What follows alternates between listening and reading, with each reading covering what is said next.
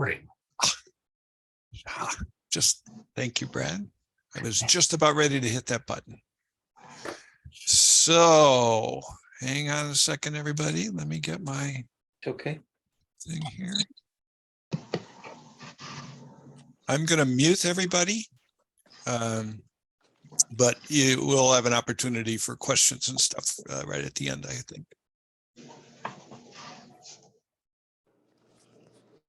Okay, there we go. All right. Well, thanks everybody for coming. This is kind of the very first all Yellow Radio Zoom call. There's 47 people on, so that's pretty good. That's a pretty good participation so far, and there's still more people coming in as we're going. So this is really an experiment to see how this works, and kind of be able to kind of talk about things to everybody, as many Yellow Radio users as we can at one time. So, and also be visual about it so we can actually, you know, see stuff and see each other.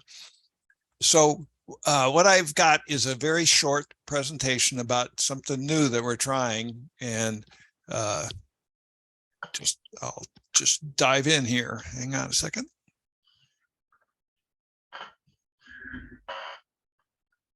And let me rearrange my screen so I can get all of you in there. Hang on.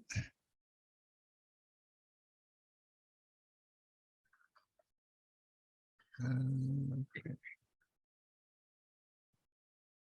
Okay, so what we're announcing today is kind of a new thing for Yellow Radio, and it's a thing we're calling Yellow Radio on the 3rd. And so we'll tell you a little bit about what exactly that means, and then we'll I thought I'd use the beginning here to kind of talk a little bit, remind everybody what Yellow Radios are used for, and then talk a little bit about the history and where we are, because we got a lot of questions about how many there are out there and things like that. So just to remind everybody, the purpose of Yellow Radios, there's two major things, right? One is to communicate within your neighborhood, and that is when things like cell phones and internet and all that kind of stuff is down. Radio is really the only thing that we're going to have to communicate, and so it's really important to communicate in the neighborhood there. And also, just in case something happens, like, you know, there's they issued a high wind warning for Friday, 11 a.m. to 11 p.m., something like that. I forget what the end is, but so there's a high wind warning coming up tomorrow, and it's you know, got lots of opportunity for power outages and things like that. So we recommend that when something's happening like that where communications is still generally working, it's always a good idea to have a radio available. And so I'd recommend tomorrow, when the winds start blowing, turn your Yellow Radio on to channel 119 and see if there's any activity. So that's the communicating in the neighborhood is the primary purpose. But then the other real important purpose is to get information to and from emergency management, because they need to know what's happening on the ground, in the case of the big one in particular, and their response is going to be dependent on the information that we provide to them, because there's not that many emergency response people around, and being able to give them good quality information in a timely manner is really important for how quickly they can respond. So those are the two major purposes for Yellow Radios. Some people ask, how many Yellow Radios are there? Well, if you we've got a map of everybody, and there's 252 locations.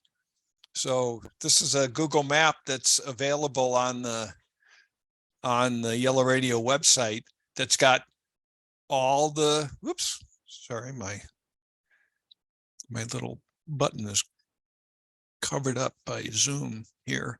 So you can zoom in and see where all these Yellow Radio locations are.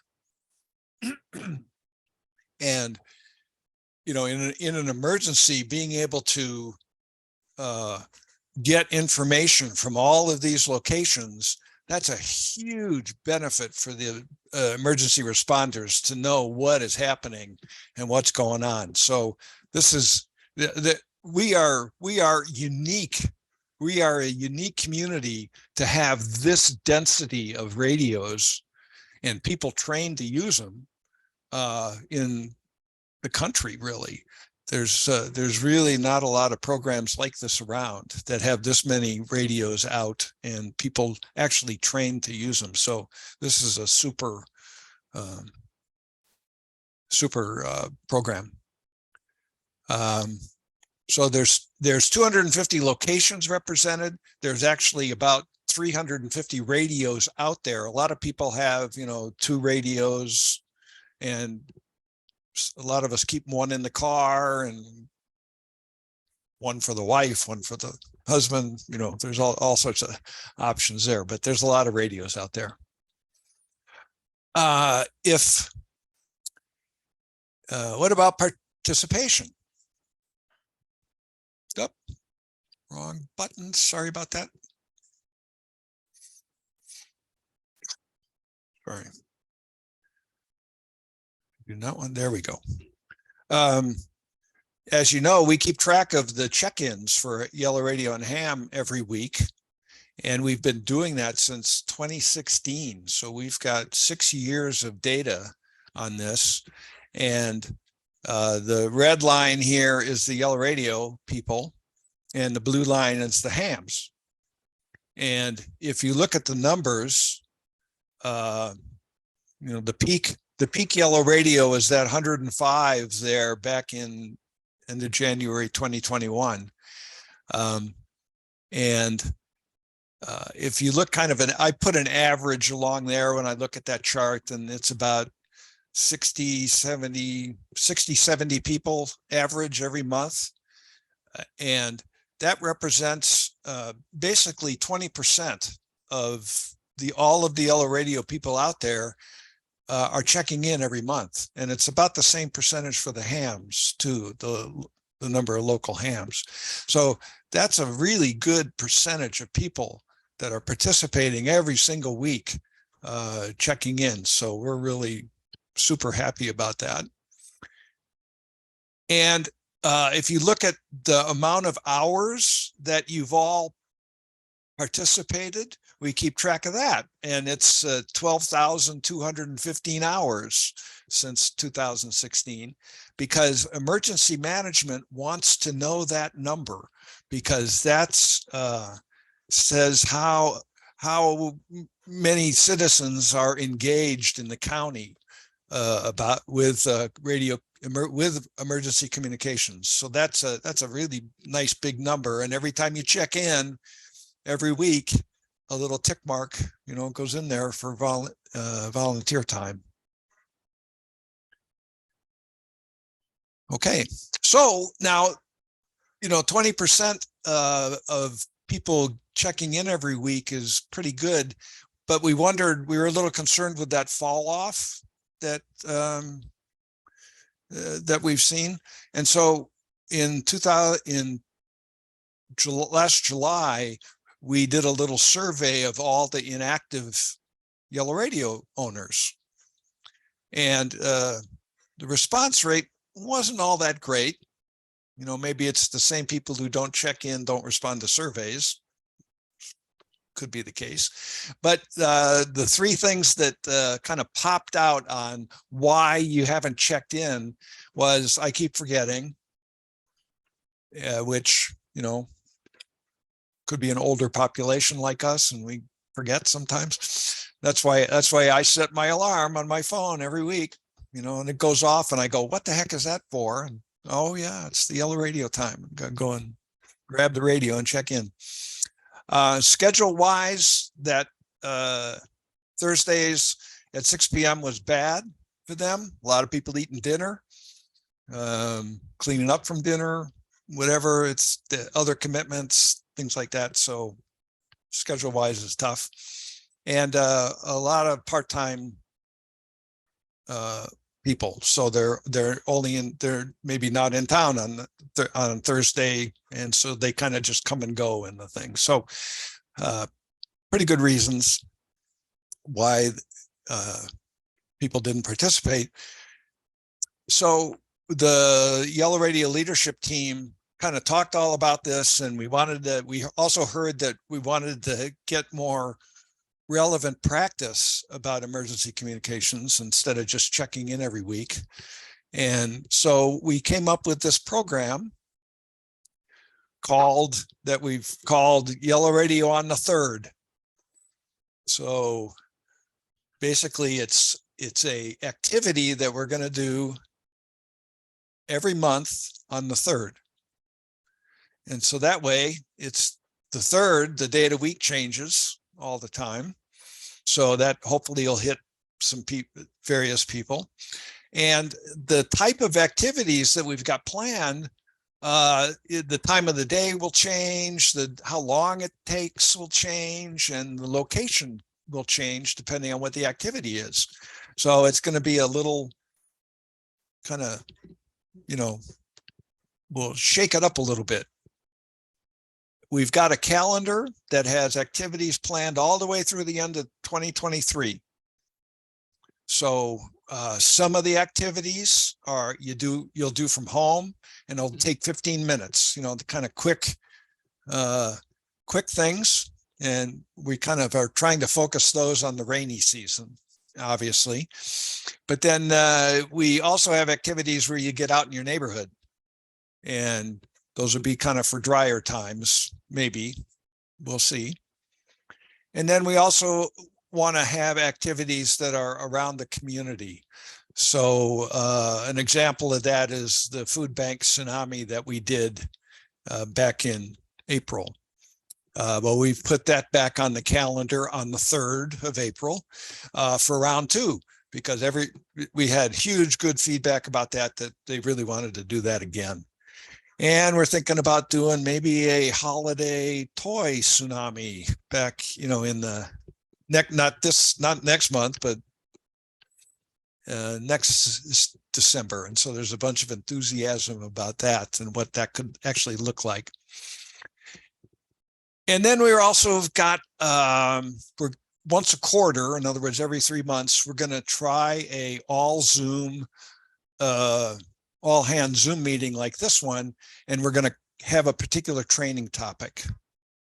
So, one of the objectives of Yellow Radios is to get information to the emergency management, and they've got particular ways they want to have that the types of information and what information they want to see from the citizens. And so we want to be able to do some training about that, and we'll have some practice things for that. So we've got these 12 activities, 14 activities planned, and we'll kind of, as we get closer, we'll let you know what those as they come up each month. So the kind of next steps on this is we want everybody to continue with the weekly net check-ins. We've got a bunch of new people that are coming on, and a bunch of new people moving into the area. And it's, even just getting on and grabbing the radio and checking in and listening to the Ed Moment and that kind of stuff is good practice.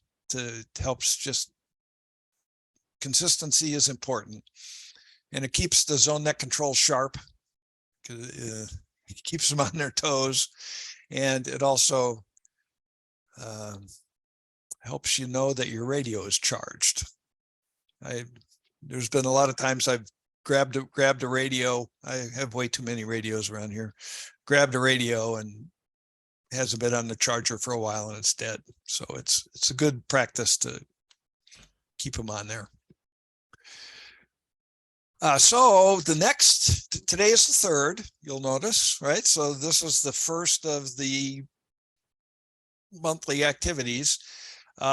Next month is a Saturday, and December 3rd. And we're going to try something. We're going to try everybody on channel 119 to check in.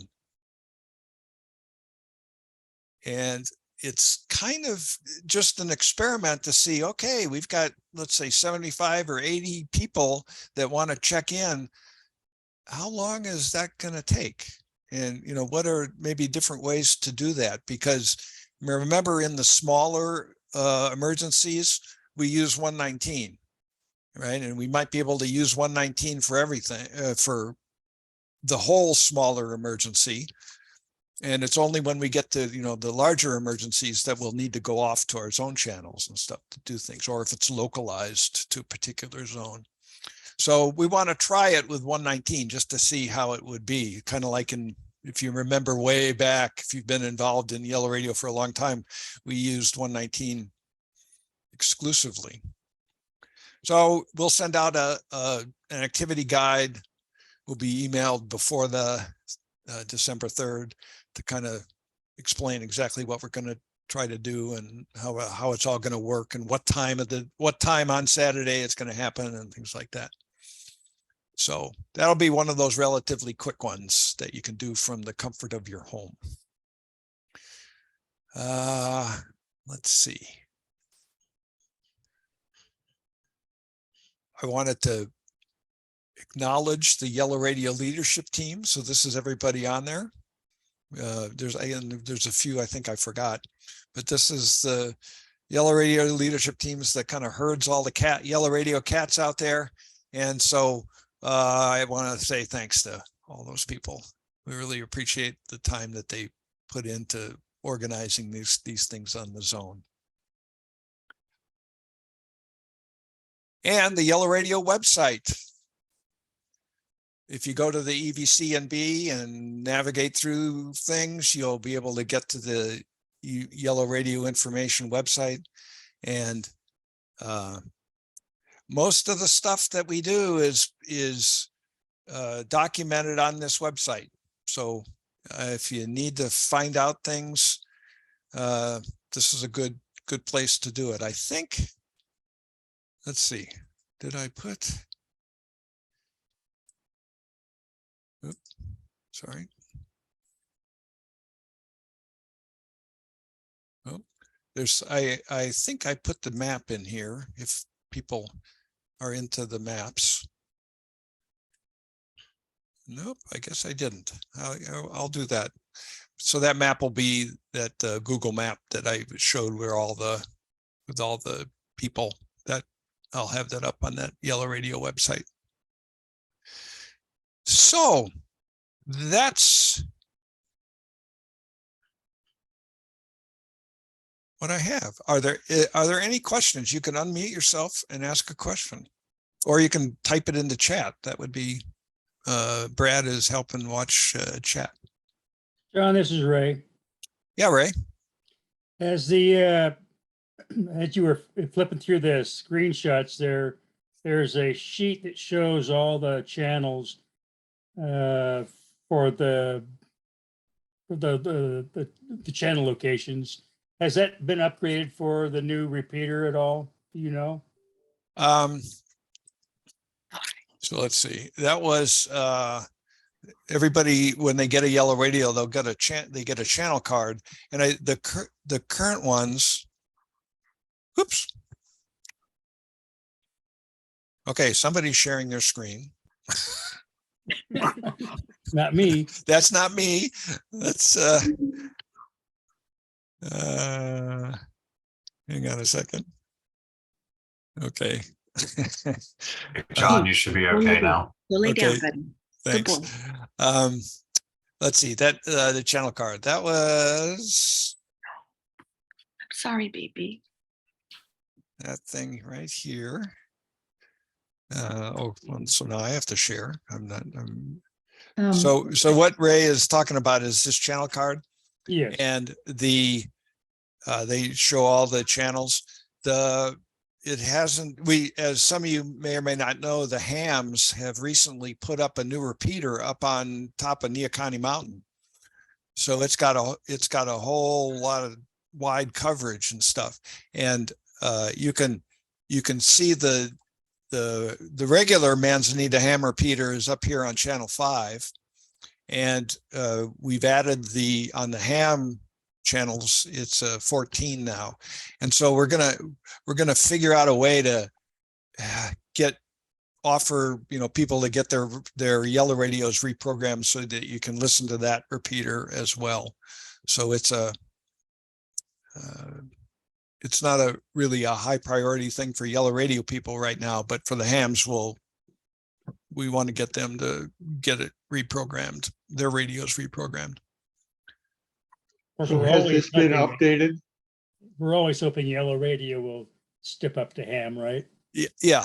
I mean, if you get your ham license, we're more than happy to rapidly get your yellow radio reprogrammed so you can transmit on the ham frequencies. John, we've got a few questions in chat when you're ready. Oh, okay. Relay those. Okay. Can I just do a real quick follow-up? Because Ray's initial question was whether that card that was on the website has been updated. And the answer is no, I believe. Is that right, Karen?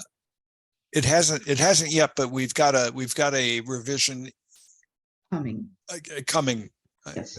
For it. Okay. Let's see. How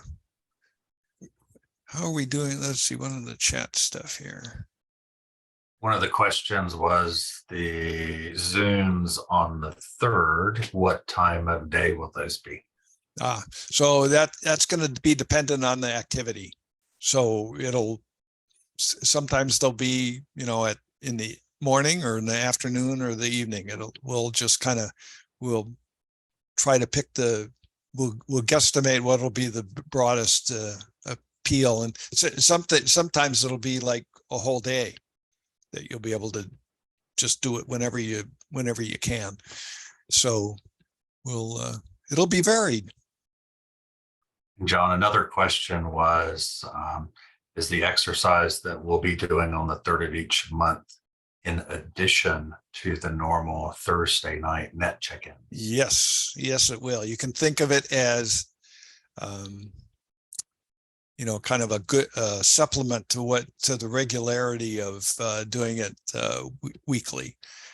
I mean, we thought about, not changing the frequency of the weekly net to every couple of weeks or once a month and stuff. And I've got experience with yellow radio type nets in other parts of the state, and participation goes way down when you go away from the month to month or the week to week thing, because it's hard enough to remember once a week and twice a week, or every 2 weeks or once a month. It's really tough. So what we ask people to do is, check in as often as you can. You don't have to do it every single week, but do it as often as you can, and then participate in the monthly activities. Those are going to be a real focus for next year.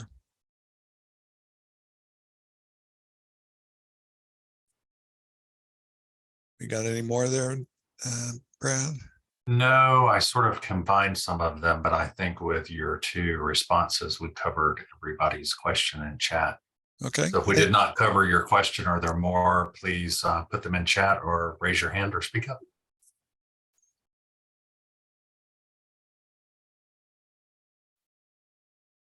Okay.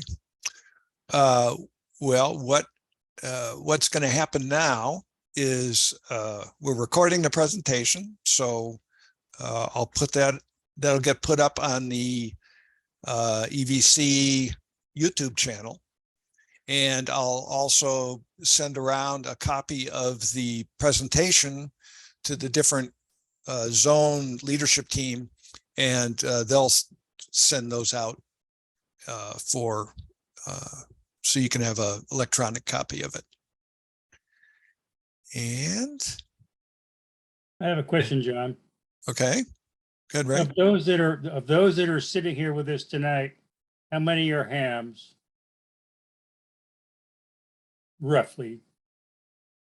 I'd say there's 57 people on tonight, and I'd say it's 10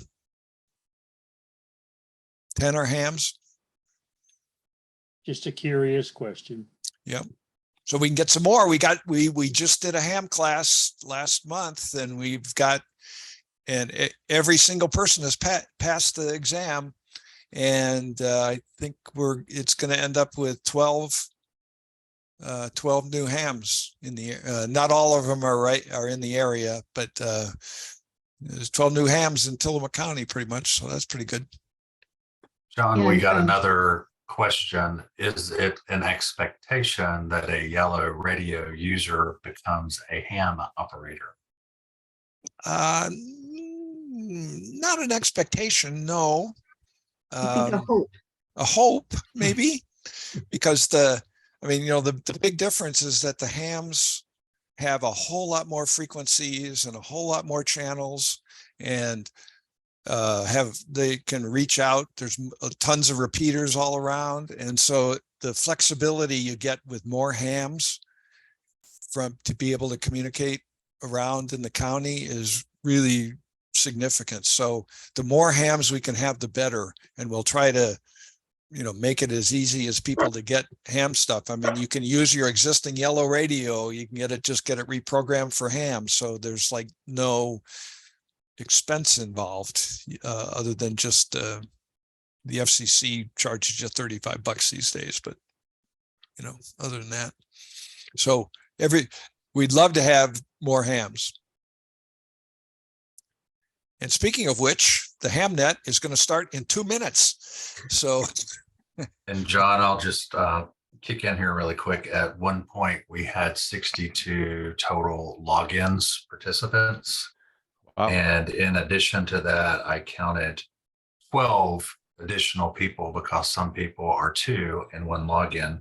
Oh. So I think at the peak, we had a total of approximately 74 participants today. Oh, great. Wow. Well, that's great. Yeah, that's overwhelming. That's wonderful. It's so great to see everybody's faces. Yes. Yes. So thank you, everybody. Paul, is that? Oh, Paul's having internet problems. So yeah. And there was one more quick question from Mary. Are there needed upgrades for the typical yellow radio user, federal licensings, or other training upgrades? Mary, you basically have to take and pass the test to get your ham license. Once you've done so, if you have an existing yellow radio, as John mentioned, that can be programmed to give you access to transmit ham over that radio. And Mary's, this is Karen, Mary's cell phone is upgraded. It's a current and it's a new cell phone. So radio, duh. And so she's upgraded. She just needs to do the $35 registration fee. Yeah. Okay. All right. Thanks, everybody. It's been very super. Thank you for attending. And we'll hear you all next week on the air. Thanks, John. Bye. Thank you.